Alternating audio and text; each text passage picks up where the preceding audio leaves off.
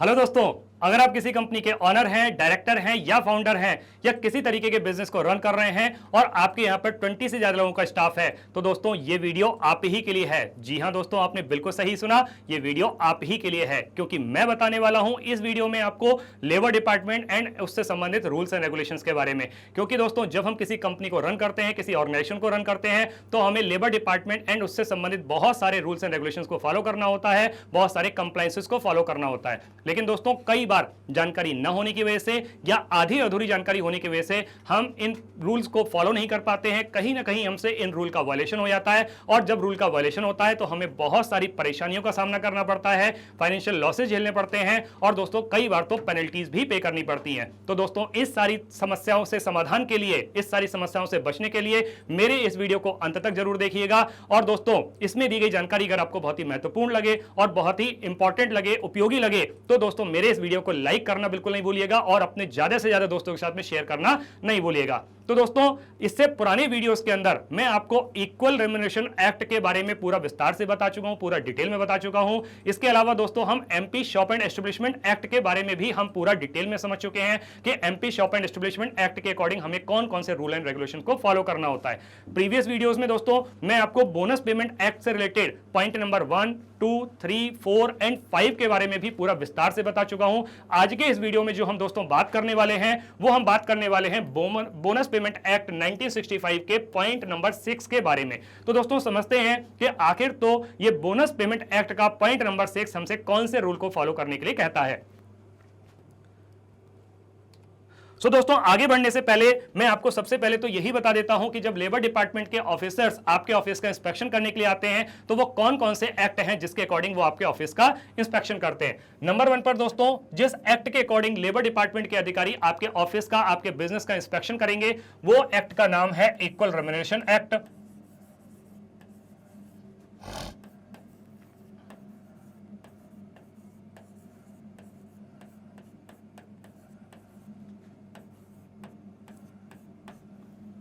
Number 2 पर दोस्तों जिस एक्ट के अकॉर्डिंग लेबर डिपार्टमेंट के अधिकारी आपके ऑफिस का इंस्पेक्शन करते हैं उस एक्ट का नाम है MP shop and establishment act.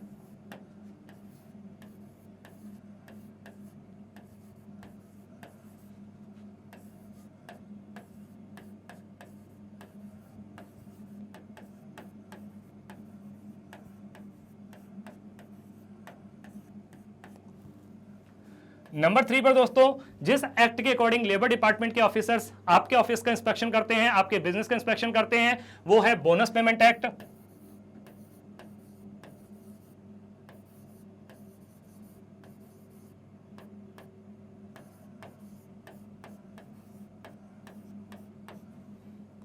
Number 4 पर दोस्तों जिस एक्ट के अकॉर्डिंग लेबर डिपार्टमेंट के अधिकारी आपके ऑफिस का इंस्पेक्शन करते हैं उस एक्ट का नाम है minimum wages act.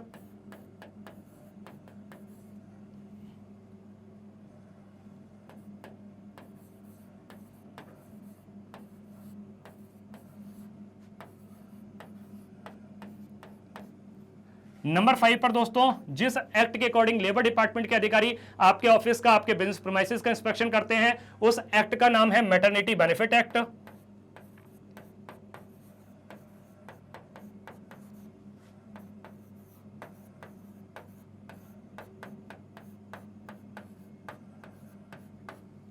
And last में नंबर 6 पर दोस्तों जिस एक्ट के अकॉर्डिंग लेबर डिपार्टमेंट के अधिकारी आपके ऑफिस का इंस्पेक्शन करते हैं उस एक्ट का नाम है चाइल्ड एंड एडोलेसेंट।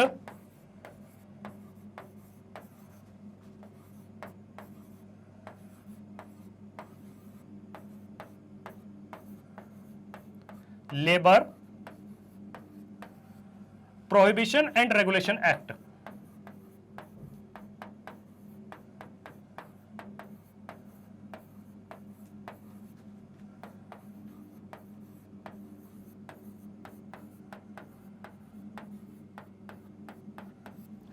तो दोस्तों इससे पुराने वीडियोस के अंदर हम पूरा डिटेल में इक्वल रेम्युनरेशन एक्ट के बारे में समझ चुके हैं 4 डिफरेंट वीडियोस के जरिए। इसके अलावा दोस्तों हम MP shop and establishment act के बारे में भी 18 डिफरेंट वीडियोस के जरिए पूरा विस्तार में समझ चुके हैं। दोस्तों आपके मन में यहां पर एक क्वेश्चन आ रहा होगा कि मैं यहां पर एमपी मध्य प्रदेश की बात क्यों कर रहा हूं, क्योंकि दोस्तों ये वीडियो मैं मध्य प्रदेश स्टेट से बना रहा हूं, तो इसीलिए मैंने यहां पर इसको MP shop and establishment act लिखा है। हो सकता है दोस्तों आप किसी अदर स्टेट से बिलोंग करते हैं, तो आप जिस स्टेट से बिलोंग करते हैं उसी के अकॉर्डिंग ये रूल हो जाएगा, एक्ट हो जाएगा। जैसे कि हो सकता है दोस्तों आप दिल्ली से बिलोंग करते हैं तो ये Delhi shop and establishment act हो जाएगा, आप यूपी से बिलोंग करते हैं तो ये UP shop and establishment act हो जाएगा। इसके अलावा दोस्तों मेरे प्रीवियस वीडियोस के अंदर मैं आपको बोनस पेमेंट एक्ट से रिलेटेड इसके पॉइंट नंबर 1, 2, 3, 4 एंड 5 के बारे में भी मैं आपको विस्तार से बता चुका हूं। आज के इस वीडियो में हम बोनस पेमेंट एक्ट के पॉइंट नंबर 6 के बारे में पूरा विस्तार से समझेंगे, कि पूरी डिटेल जानकारी लेंगे। आने वाले फ्यूचर वीडियोस के अंदर दोस्तों हम मिनिमम वेजेस एक्ट से संबंधित भी समझेंगे कि इसके अकॉर्डिंग, इस एक्ट के अकॉर्डिंग हमें कौन कौन से रूल एंड रेगुलेशंस को फॉलो करना होता है। हम मैटरनिटी बेनिफिट एक्ट से संबंधित भी जितने भी पूरे के पूरे एक्ट प्रोविजंस हैं, जितने भी चीजें हैं, जितने भी रूल्स हैं, उन सबको समझेंगे। और लास्ट में जो मेरे वीडियोस आएंगे चाइल्ड एंड एडोलेसेंट लेबर के बारे में, लेबर एक्ट के बारे में, उसमें भी हम पूरा डिटेल में समझेंगे कि कौन सी चीजों पर हमें प्रतिबंध है, या जब हमारे यहाँ पर कोई एडोलेसेंट वर्क कर रहा है तो हमें किस किस चीजों का ध्यान रखना है। तो ये सारे के सारे हम इन वीडियोस के अंदर समझेंगे। तो दोस्तों ये वीडियोस अगर जैसे मेरे पुराने वीडियोस इक्वल रेम्युनरेशन एक्ट से रिलेटेड या MP shop and establishment act से रिलेटेड आपने अगर मेरे वीडियोस नहीं देखे हैं तो दोस्तों जाकर के इन वीडियोस को जरूर देखिएगा, क्योंकि इसमें मैंने बहुत ही महत्वपूर्ण जानकारी आपको दी हुई है। और आप दोस्तों, मेरा ऐसा विश्वास है कि आप इन वीडियोस को मिस करना तो अवॉइड कर ही नहीं सकते, मतलब आप इनको मिस ही नहीं कर सकते, क्योंकि अगर आप मिस करते हैं तो एक बहुत ही जरूरी जानकारी से आप वंचित रह जाते हैं। तो दोस्तों अगर आपको ये वीडियो पसंद आए तो इनको लाइक जरूर कीजिएगा। तो दोस्तों समझते हैं कि यहां पे आगे क्या कहता है। यहां पे तो दोस्तों जब लेबर डिपार्टमेंट के अधिकारी आपके ऑफिस का इंस्पेक्शन करने के लिए आते हैं तो वो एक इस तरीके का फॉर्म पूरा प्रॉपर आपके ऑफिस का, आपके बिजनेस प्रेमाइसेस का इंस्पेक्शन करने के बाद में वो दे करके जाते हैं। तो दोस्तों पहले तो हम यही समझ लेते हैं कि इस फॉर्म के अंदर ऐसी कौन सी जरूरी जानकारी है जो हमें जाननी चाहिए। तो दोस्तों जैसा कि आप देख पा रहे होंगे कि सबसे पहले यहां पर लिखा हुआ है निरीक्षक का नाम, यानी कि वो इंस्पेक्टर साहब जो इंस्पेक्शन करने के लिए आते हैं या इंस्पेक्शन कर रहे हैं, सबसे पहले उनका नाम यहां पर लिखा जाएगा। जिस डेट में इंस्पेक्शन किया जा रहा है, इंस्पेक्शन की डेट लिखी जाएगी। जिस टाइम पर इंस्पेक्शन किया जा रहा है वो टाइम भी यहां पर लिखा जाएगा। और लास्ट में दोस्तों स्थान, यानी कि जो प्लेस, जिस पर्टिकुलर प्लेस पे इंस्पेक्शन किया जा रहा है, जैसे कि ये वीडियो मैं भोपाल शहर से बना रहा हूं कि अगर इंस्पेक्शन ये भोपाल में किया जा रहा है तो यहां पर वो भोपाल लिख करके जाएंगे। इसके अलावा दोस्तों जैसा कि अभी मैंने आपको बताया कि लेबर डिपार्टमेंट के जो अधिकारी हैं वो आपको आपके ऑफिस का जो इंस्पेक्शन करेंगे वो 6 डिफरेंट एक्ट से रिलेटेड करेंगे। तो ये जो पर्टिकुलर फॉर्म है, जो भी आपके डिफरेंट एक्ट हैं, इनके अकॉर्डिंग आपके फॉर्म भी अलग अलग होंगे। अब इस फॉर्म के अंदर ये जितनी भी जानकारी लिखी हुई है ये बोनस पेमेंट एक्ट से रिलेटेड है, तो ये फॉर्म जो है पर्टिकुलरली केवल और केवल बोनस पेमेंट एक्ट से रिलेटेड ही है। इसके अलावा दोस्तों यहां पे आप देख पा रहे होंगे कि यहां पे लिखा हुआ है कि आपकी एस्टेब्लिशमेंट का नाम और पता, यानी कि जिस नाम से आप ऑर्गेनाइजेशन को रन कर रहे हैं उसका नाम होगा, उसका एड्रेस होगा, आपकी कंपनी की ईमेल आईडी भी लिखी जाएगी, आपकी कंपनी का मोबाइल नंबर भी यहां पर लिखा जाएगा। तो दोस्तों जब हम किसी बिजनेस को स्टार्ट करते हैं तो जैसा कि हमको पता है कि हमें अपने बिजनेस को रजिस्टर कराना होता है, तो रजिस्ट्रेशन नंबर मिलता है, तो वो रजिस्ट्रेशन नंबर भी यहां पर लिखा जाएगा। और जिस तरीके के बिजनेस को आप रन कर रहे हैं तो नेचर ऑफ बिजनेस भी यहां पर लिखी जाएगी। जैसे कि हो सकता है कि आप किसी शॉप को रन कर रहे हैं, हो सकता है किसी फैक्ट्री को रन कर रहे हैं, किसी रेस्टोरेंट को रन कर रहे हैं, कोई थिएटर रन कर रहे हैं, तो जिस भी तरीके का बिजनेस आप रन कर रहे हैं वो यहां पर लिखा जाएगा। तो मान लेते हैं कि आप किसी फैक्ट्री को रन कर रहे हैं तो वो यहां पे फैक्ट्री लिख करके जाएंगे। इसके बाद में आपकी ऑर्गेनाइजेशन में जो आपके ऑनर हैं, कंपनी के जो ऑनर हैं, डायरेक्टर हैं, उनका पूरा नाम, उनका एड्रेस यहां पर लिखा जाएगा। आपकी कंपनी के अंदर कितने स्टाफ काम कर रहे हैं, टोटल स्टाफ कितने काम कर रहे हैं, मेल अलग और फीमेल अलग, उनका भी नंबर यहां पे दोस्तों लिखा जाएगा। सपोज कीजिए एग्जांपल के लिए हम ले लेते हैं कि आपके यहां पर 40 मेल वर्कर काम करते हैं और 40 ही महिलाएं काम करती हैं, फीमेल वर्कर काम करते हैं, तो टोटल मिलाकर के दोस्तों हो जाता है ये 80, तो यहां पर वो 80 लिख करके जाएंगे।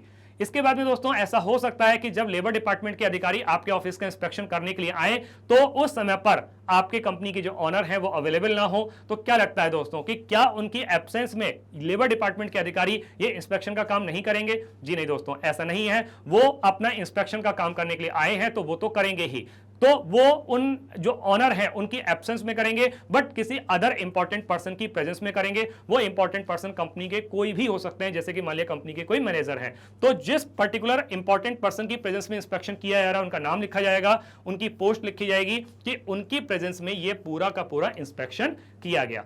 ये यहां पर पूरी डिटेल दी जाएगी। अब दोस्तों आगे अगर हम देखते हैं यहां पे, तो लिखा हुआ है संस्थान में वित्तीय वर्ष 2023-24। तो पहले तो हम यही समझ लेते हैं कि वित्तीय वर्ष क्या कहता है। तो दोस्तों वित्तीय वर्ष मतलब इंग्लिश में बोलते हैं फाइनेंशियल ईयर। तो फाइनेंशियल ईयर हमेशा स्टार्ट होता है 1 अप्रैल से लेकर के 31 मार्च। ये जो कोई भी फाइनेंशियल ईयर है, तो जैसे यहां पे 2 ईयर लिखे गए हैं, तो इसका मतलब ये नहीं है कि 2023 पूरा और 2024 पूरा, नहीं दोस्तों। तो यहां पे इसका मतलब ये है कि ये जो स्टार्टिंग है ये 1 अप्रैल 2023 से लेकर के आपके 31 मार्च 2024 तक के बारे में बात कर रहा है कि इस पर्टिकुलर फाइनेंशियल ईयर का जो बोनस पेमेंट है वो कब किया गया, वो 30 नवंबर के पूर्व किया गया। दोस्तों इससे पुराने वीडियोस के अंदर भी मैं आपको बता चुका हूं कि कौन सी डेट होती है कि जब आपको बोनस पेमेंट करना होता है किसी पर्टिकुलर फाइनेंशियल ईयर का, तो वो होती है दोस्तों फाइनेंशियल ईयर क्लोज होने के 8 महीने के अंदर, 8 मंथ्स के अंदर। तो वो 8 मंथ्स की जो डेट आती है उसका लास्ट डेट हो जाती है 30 नवंबर। तो इस ड्यूरेशन में आपको बोनस पेमेंट करना ही होता है। तो क्या आपकी कंपनी ने, आपकी ऑर्गेनाइजेशन ने कि ये इस स्टिपुलेटेड टाइम के अंदर आपने बोनस का पेमेंट किया या नहीं किया, तो इसी के बारे में यहां पे ये पूरी डिटेल जानकारी लेबर डिपार्टमेंट के जो इंस्पेक्टर हैं वो आपसे लेंगे। तो जैसे कि यहां पे कॉलम्स दिए हुए हैं बोनस भुगतान का वित्तीय वर्ष, हम यहीं पे एग्जांपल ले लेते हैं 2023-24 का लिखा हुआ है, तो 2023-24 इसके बारे में यहां पर डिटेल जानकारी दी गई है, तो उसी के बारे में हम बात करेंगे। बोनस भुगतान का दिनांक, आपकी कंपनी ने यह बोनस पेमेंट किस तारीख को किया।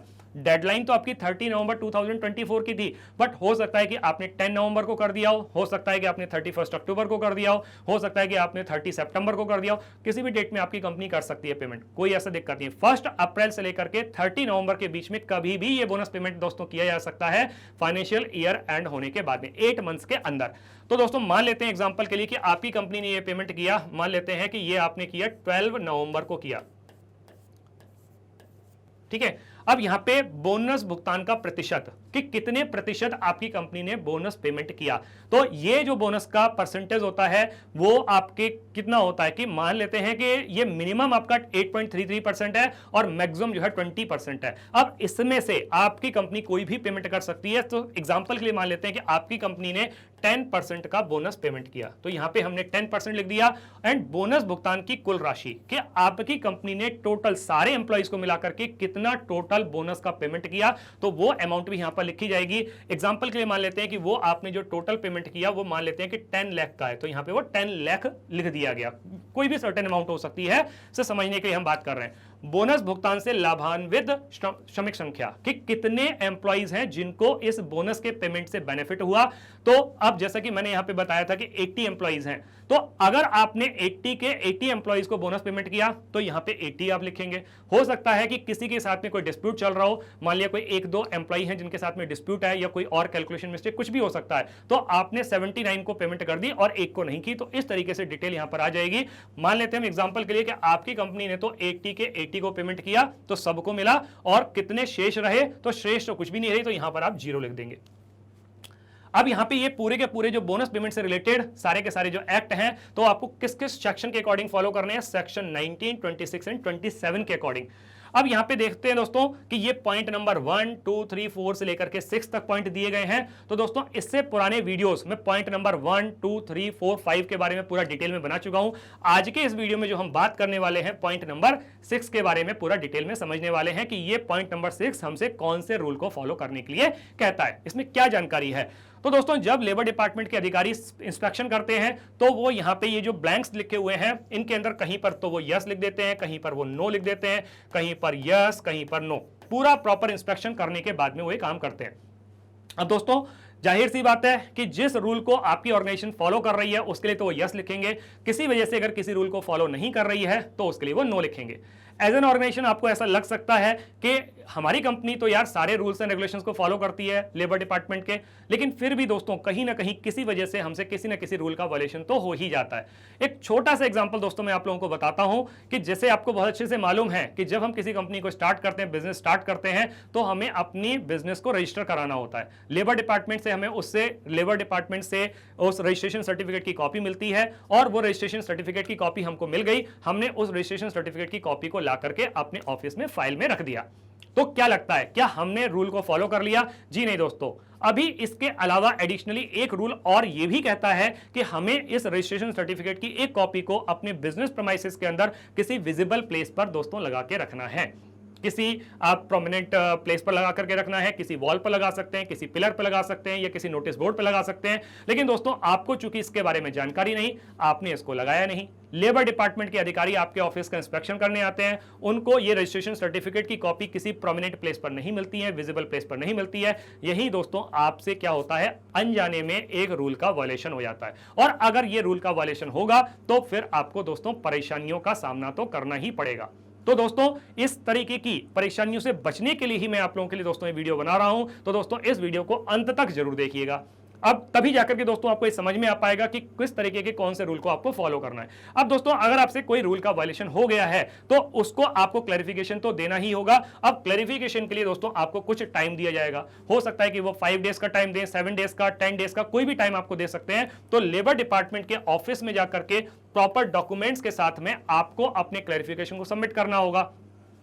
पूरा प्रॉपर इंस्पेक्शन करने के बाद में, सारी डिटेल्स फिल करने के बाद में, जिस इंस्पेक्टर साहब ने ये इंस्पेक्शन किया उनके सिग्नेचर यहां पर लिए जाएंगे, आपके कंपनी की एक सील, एक मोहर भी लगवाई जाएगी और साथ में जिन पर्टिकुलर इंपॉर्टेंट पर्सन की प्रेजेंस में ये इंस्पेक्शन किया गया उनके भी सिग्नेचर यहां पर लिए जाएंगे। ये पूरा का पूरा फॉर्म कंप्लीट करने के बाद में इसकी एक कॉपी आपकी ऑर्गेनाइजेशन को दे दी जाएगी, एस्टेब्लिशमेंट को दे दी जाएगी और एक कॉपी लेबर डिपार्टमेंट के अधिकारी अपने पास रखेंगे। अब आगे समझते हैं दोस्तों।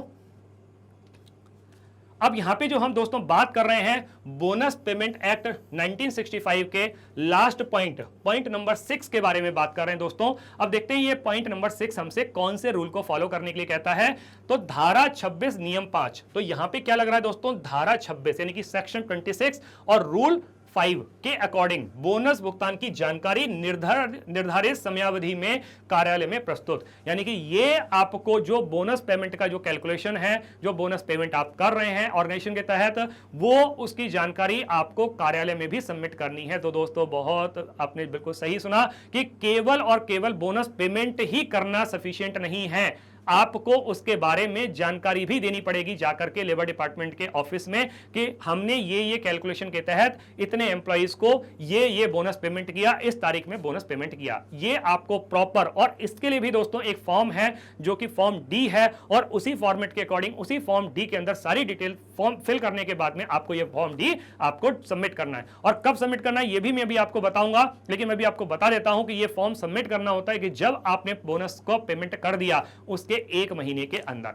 जैसे मान लेते हैं कि आपने बोनस का पेमेंट 30 नवंबर को ही किया, तो 30 नवंबर के बाद में आपको 31 दिसंबर या 30 दिसंबर तक लेबर डिपार्टमेंट के ऑफिस में जाकर के इसकी पूरी डिटेल समरी प्रेजेंट करनी होगी, इसको सबमिट करना होगा फॉर्म डी के अकॉर्डिंग। तो समझते हैं दोस्तों submission of the bonus payment, कि बोनस पेमेंट का सबमिशन करना है आपको, उसकी डिटेल सबमिट करनी है इन द ऑफिस। कौन से ऑफिस की बात कर रहे हैं, ये लेबर डिपार्टमेंट के ऑफिस की बात कर रहे हैं, with in the prescribed time limit, prescribed time limit के अंदर। और वो प्रेस्क्राइब्ड टाइम लिमिट क्या है दोस्तों, वो है with in 1 month after the release of the bonus payment, यानी कि जब आपने बोनस पेमेंट कर दिया उसके बाद में 1 महीने के अंदर, as per section 26 rule 5, section 26 rule 5 के अकॉर्डिंग ये आपको करना जरूरी है। इसका एक्सप्लेनेशन क्या कहता है, under payment of bonus act section 26 rule 5 refers to the requirement for every employer, ये हर एक एम्प्लॉयर के लिए जरूरी है टू सबमिट करना क्या चीज, एन एनुअल रिटर्न। तो ये बोनस का आपको एनुअल रिटर्न सबमिट करना है दोस्तों, बोनस पेमेंट का annual return in the prescribe format form D, और वो किसके अंदर करना है, फॉर्म डी के अंदर। दोस्तों बहुत इंपॉर्टेंट है, फॉर्म डी के अंदर ये पूरा डिटेल आपको सबमिट करनी है टू द लेबर डिपार्टमेंट। किसको करनी है, लेबर डिपार्टमेंट को, प्रोवाइडिंग डिटेल्स, और उसमें सारी डिटेल्स आपको प्रोवाइड करनी है अबाउट द बोनस पेड, कि आपने कितना बोनस पे किया to employees for the preceding accounting year, उस पर्टिकुलर यानी कि जो पुराना साल है जिसके बारे में आप डिटेल दे रहे हैं, जैसे कि 2023-24 जो है ये प्रेसिडिंग ईयर हो गया और वो 24 में आपको डिटेल सबमिट करनी है। एसेंशियली इट मैंडेट्स, तो ये मैंडेट करता है, जरूरी करता है दैट एम्प्लॉयर्स मस्ट फाइल, कि एम्प्लॉयर को ये फाइल करना जरूरी है अ ईयरली रिपोर्ट, ये ईयरली रिपोर्ट है, एनुअल रिपोर्ट है, ये जमा करना जरूरी है लेबर डिपार्टमेंट के ऑफिस में, डिटेलिंग देयर बोनस कैलकुलेशन, तो जिसमें उसको बताना है कि उसकी बोनस की कैलकुलेशंस क्या है उसके बारे में, एंड पेमेंट्स कि पहली बात तो उसने कैलकुलेशन कितनी की और उसके बाद में दोस्तों उसने पेमेंट कितनी की to comply with the act, जिससे कि वो इस एक्ट जो बोनस पेमेंट एक्ट 1965 है उसके अकॉर्डिंग वो कंप्लाई कर रहे हैं, वो ऑर्गेनाइजेशन कंप्लाई कर रही है नहीं कर रही है। आगे समझते हैं दोस्तों, इंफॉर्मेशन रिक्वायर्ड। अब इसके अंदर कौन कौन सी इंफॉर्मेशन जरूरी है, इसके अंदर चाहिए कि gross profit for the accounting year, यानी कि जो आपका फाइनेंशियल ईयर है उसका ग्रॉस प्रॉफिट क्या है। हम फाइनेंशियल ईयर बात कर रहे हैं 2023-24 की, तो उस 23-24 का आपको कंपनी का ग्रॉस प्रॉफिट बताना होगा। डिडक्शंस अलाउड कि कौन कौन से डिडक्शन अलाउ किए गए हैं एक्ट के अकॉर्डिंग, इस एक्ट के अकॉर्डिंग कौन कौन से डिडक्शंस को अलाउ किया गया है, जैसे कि कोई डेप्रिसिएशन हो सकता है, कोई टैक्स डिडक्शंस हो सकते हैं, तो ये सारे के सारे जो डिडक्शंस हैं ये अलाउड हैं, तो उनको भी यहां पर आपको क्या करना है, मेंशन करना है फ्रॉम ग्रॉस प्रॉफिट। तो इस डिडक्शन को आपको ग्रॉस प्रॉफिट से माइनस करना है। एम्प्लॉय सैलरी, ये भी आपको बताना है कि एम्प्लॉय की सैलरी कितनी है, इंडिविजुअली अलग अलग हर एक एम्प्लॉय की आपको सैलरी बतानी है, एंड वेजेस डिटेल्स, तो वो सारी डिटेल्स भी आपको लेबर डिपार्टमेंट के ऑफिस में जाकर के सबमिट करनी है।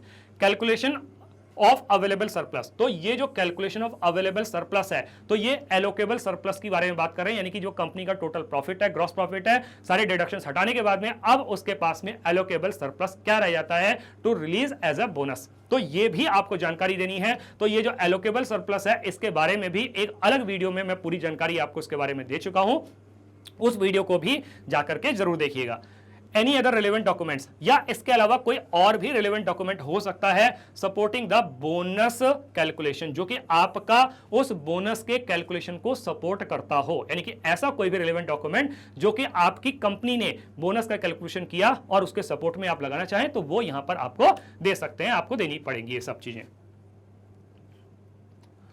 की points about this section 26 rule 5, तो सेक्शन 26 रूल 5 के कुछ की पॉइंट्स हैं। पहले तो इसका पर्पस ही समझ लेते हैं कि इसका पर्पस क्या है, एंश्योर ट्रांसपेरेंसी। तो ये जो रूल 26 है, सेक्शन 26 रूल 5 है, ये ट्रांसपेरेंसी प्रोवाइड कर रहा है कि बिल्कुल क्लैरिटी है एकदम बिल्कुल कि कंपनी ने किस तरीके से कैलकुलेशन की है, सैलरी कितनी है, उसका प्रॉफिट कितना है, कितने परसेंट वो बोनस पे कर रही है, तो हर एक चीज बिल्कुल क्रिस्टल क्लियर है।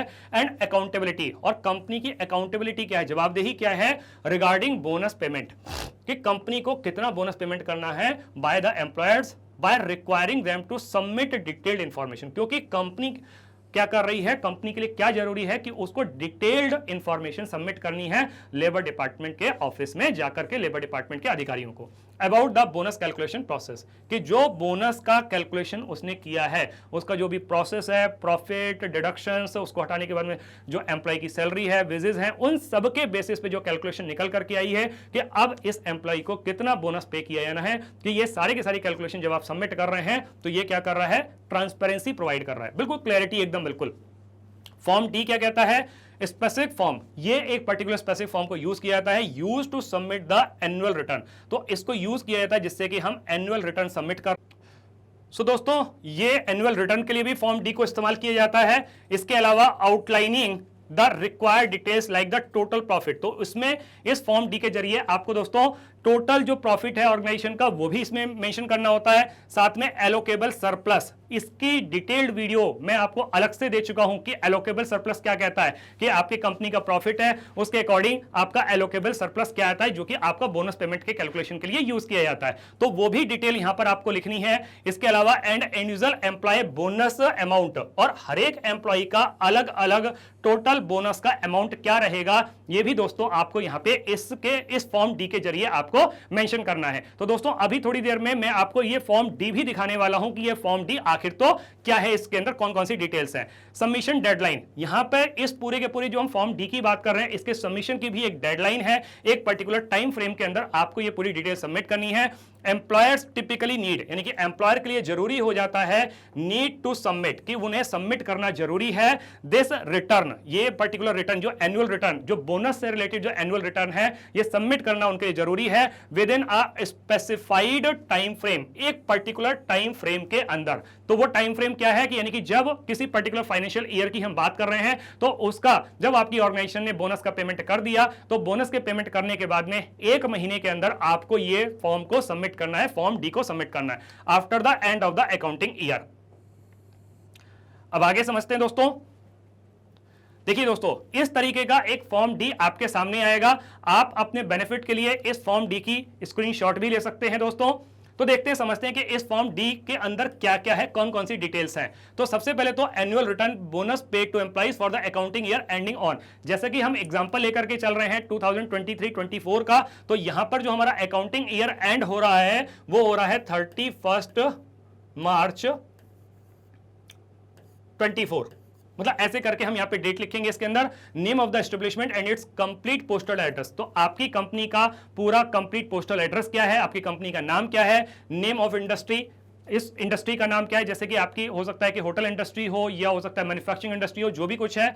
नेम ऑफ द एम्प्लॉयर, आपके जो ऑनर हैं उनका नाम क्या है। इसके अलावा आपकी कंपनी के अंदर कितने एम्प्लॉइज काम कर रहे हैं, total number of the employees यहां पर लिखना है। जैसा कि मैंने शुरू में ही बताया था कि टोटल एम्प्लॉइज कितने हो गए, 80 हो गए, तो यहां पे 80 लिख देना है। Number of the employees benefited bye bonus payment, कि जब आपने ये बोनस पेमेंट किया तो इसमें कितने एम्प्लॉइज को बेनिफिट हुआ इस बोनस की वजह से। तो यहां पे चूंकि आपने टोटल 80 के 80 एम्प्लॉइज को बोनस पे किया तो यहां पे लिख सकते हैं आप 80 एम्प्लॉइज। या अगर किसी पर्टिकुलर एम्प्लॉय के साथ में कोई डिस्प्यूट है, उसको बोनस पे नहीं किया गया है, तो आप लिख देंगे कि 78 और 2 को बोनस पे नहीं किया गया। अब यहां पे दोस्तों देखिए कुछ कॉलम्स हैं 1 2 3 4 5 6 7, इसी के अकॉर्डिंग आपको पूरी डिटेल जानकारी यहां पे लिखनी है। Total amount payable as bonus under section 10-11, तो कितना टोटल अमाउंट बोनस पेएबल है ये डिटेल आपको यहां पे लिखनी है पॉइंट नंबर 1 में। इसके बाद में settlement if any reached under section, जैसे कि अगर किसी एम्प्लॉय के साथ में कोई डिस्प्यूट चल रहा है और उसका सेटलमेंट हो गया है तो वो डिटेल भी यहां पे लिखनी है कि settlement if any reached under section 18(1) of 12(3) of the industrial dispute act 1947 with date. तो यहां पे किस डेट में वो सेटलमेंट हुआ उसके बारे में आपको यहां पे डिटेल जानकारी लिखनी है पॉइंट नंबर 2 के तहत।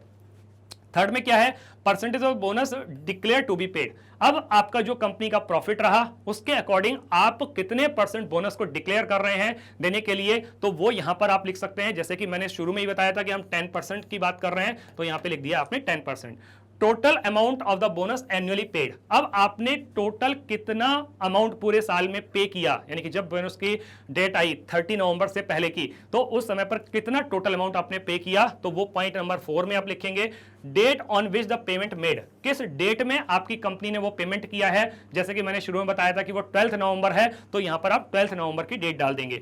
Weather bonus has been paid to all the employees, if not reason for non payment, कि क्या आपकी कंपनी ने सारे के सारे एम्प्लॉइज को बोनस पे किया है। अगर है तो यस लिख देंगे, और अगर नहीं है तो रीजन आपको लिखना पड़ेगा कि किसी पर्टिकुलर एम्प्लॉय को बोनस क्यों नहीं पे किया गया, या कोई पर्टिकुलर डिस्प्यूट है, ये जो भी कुछ रीजन है वो आपको लिखना पड़ेगा।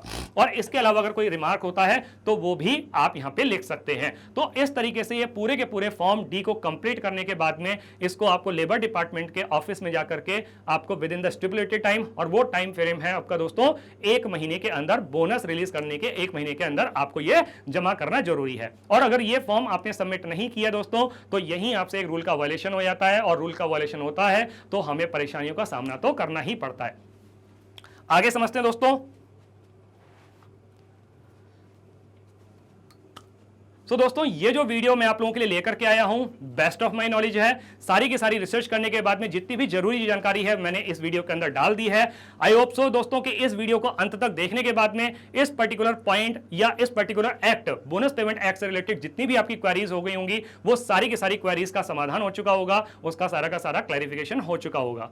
दोस्तों वैसे तो ऐसा ही होता है कि पूरे कंट्री के अंदर ज्यादातर रूल्स एंड रेगुलेशन सेम ही रहते हैं, फिर भी दोस्तों किसी ना किसी अदर स्टेट के अंदर ये थोड़े थोड़े रूल के अंदर कुछ वेरिएशन हो सकता है। क्योंकि हो सकता है दोस्तों कि आप किसी अदर स्टेट को बिलोंग करते हैं, तो दोस्तों मेरी आपसे एक ही रिक्वेस्ट है कि आप जिस भी स्टेट से बिलोंग करते हैं उस पर्टिकुलर स्टेट के लेबर डिपार्टमेंट के अधिकारियों से मिलकर के, उसके इंस्पेक्टर से मिलकर के इन सारे के सारे रूल्स एंड रेगुलेशंस को एक बार क्रॉस वेरीफाई जरूर कीजिएगा, क्रॉस चेक जरूर कीजिएगा, क्योंकि दोस्तों हम नहीं चाहते हैं कि आपको किसी भी तरीके की कोई भी परेशानी को झेलना पड़े। तो दोस्तों जैसा कि मैंने आपको शुरू में ही बताया था इस वीडियो के स्टार्टिंग में कि अगर आपकी कंपनी के अंदर 20 से ज्यादा लोगों का स्टाफ है तो ये रूल आपके ऊपर एप्लीकेबल होता है। तो ये रूल भी दोस्तों अलग अलग स्टेट में अलग अलग हो सकता है। तो दोस्तों मेरी आपसे रिक्वेस्ट यही है कि आप अपने लेबर डिपार्टमेंट के अधिकारियों से मिलकर के रूल को क्रॉस वेरीफाई जरूर कीजिएगा। इस वीडियो को अंत तक देखने के बाद में सारी की सारी समस्याओं का समाधान तो हो चुका होगा, लेकिन उसके अलावा भी दोस्तों अगर आपकी किसी भी तरह की कोई और क्वेरी रह जाती है तो दोस्तों आप अपनी कमेंट में हमको लिख सकते हैं, अपनी क्वेरी लिख सकते हैं, या फिर दोस्तों हमारी एक ईमेल आईडी है, वहां पर भी आप अपनी क्वेरीज को भेज सकते हैं, अपनी क्वेश्चंस को भेज सकते हैं। हमारी ईमेल आईडी है legal@pabli.com। यहां पर हमारी एक डेडिकेटेड टीम है, तो जब आप अपनी क्वेरीज को भेजेंगे तो हमारी जो डेडिकेटेड टीम है आपकी उस क्वेरी को पूरी तरीके से रिजॉल्व करने की पूरी कोशिश करेगी दोस्तों। सो दोस्तों अगर आपको मेरा वीडियो पसंद आया हो और इसमें दी गई जानकारी आपको बहुत ही महत्वपूर्ण लगी हो और बहुत ही यूजफुल लगी हो तो दोस्तों मेरे इस वीडियो को लाइक करना नहीं भूलिएगा और अपने दोस्तों के साथ में शेयर करना तो बिल्कुल नहीं भूलिएगा। और दोस्तों चैनल को जरूर सब्सक्राइब कीजिएगा और बेल आइकन को भी प्रेस कर दीजिएगा, क्योंकि जब आप बेल आइकन को प्रेस करेंगे तो मेरे जो आगे आने वाले जो भी फ्यूचर वीडियोज हैं उनका टाइम टू टाइम आपको नोटिफिकेशन मिलता रहेगा। तो दोस्तों मिलते हैं इसी तरीके की एक और अमेजिंग जानकारी के साथ में मेरे फ्यूचर वीडियो में। तब तक के लिए अपना और अपने बिजनेस का बहुत अच्छे से ख्याल रखें। Take care and stay tuned. Thank you so much.